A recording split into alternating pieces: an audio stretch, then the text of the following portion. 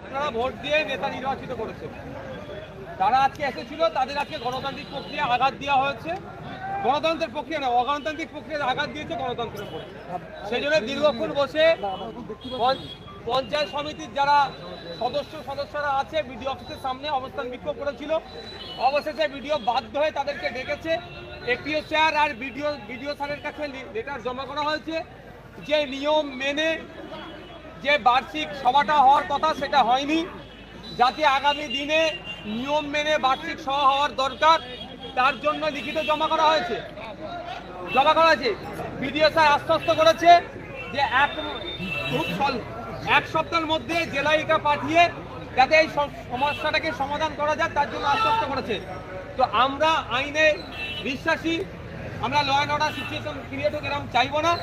আমরা এই জন্য এক সপ্তাহ অপেক্ষা করবো ভাঙড়বাসী, কারণ এখানে শুধু এমএলএ বা পঞ্চায়েত সমিতির সদস্য নয় ব্যাপারটা, এখানে হচ্ছে আপনাদের ভোটের সম্মান আর অসম্মানের ব্যাপার আছে। এক সপ্তাহ অপেক্ষা করবো বিডিও স্যারের পক্ষ থেকে কি সদস্য আসছে, তারা কি ব্যবস্থা নিচ্ছে দেখবো। প্রয়োজনে আমরা বিডিও তখন যদি না এটা কিছু গ্রহণ করে, যদি ঠিকঠাক না হয়, গণতন্ত্রকে মান্যতা না দেয়, বিরোধীদেরকে কথা বলার সুযোগ না দেয়, তাহলে আমরা ফার্দার কি করতে পারি ভাঙড়ের ভোটারদেরকে নিয়ে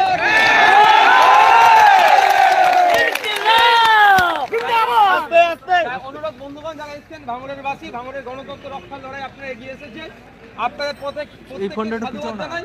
আমি কিন্তু এখানে আসবো, আমার পার্টির লোকেরাও জানতো না, মেম্বারও জানতো না। আমি জানেন আমি গণতন্ত্র রক্ষার লড়াই যাতে একটু শান্তিপূর্ণভাবে হওয়া দরকার ছিল। এত ঔদ্ধত্য, এত অহংকার ধ্বংসের কারণ হবে ওদের।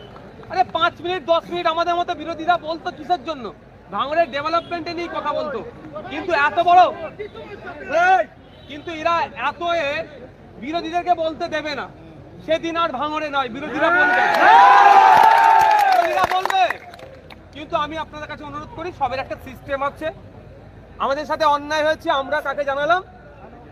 বিডিও স্যারকে জানালাম। বিডিও স্যার 1 সপ্তাহ টাইম নিয়েছে। 1 সপ্তাহের মধ্যে বা 1 সপ্তাহ আগে পরে কি করছেন দেখি, নাহলে আমরা আবার কিছু গণতান্ত্রিক প্রক্রিয়া এমন কিছু করব সেখানে আরো কোনো অফিসারকে আসতে হবে। আমরা এখান থেকে যেমন ভাবে সুস্থভাবে এসেছি, আমরা প্রত্যেকে এখান থেকে বিদায় নেব, কারো কোনো প্ররোচনায় পা দেবো না। ঠিক আছে? কর্মী সমর্থকদের কি বললেন? শান্তিপূর্ণভাবে থাকতে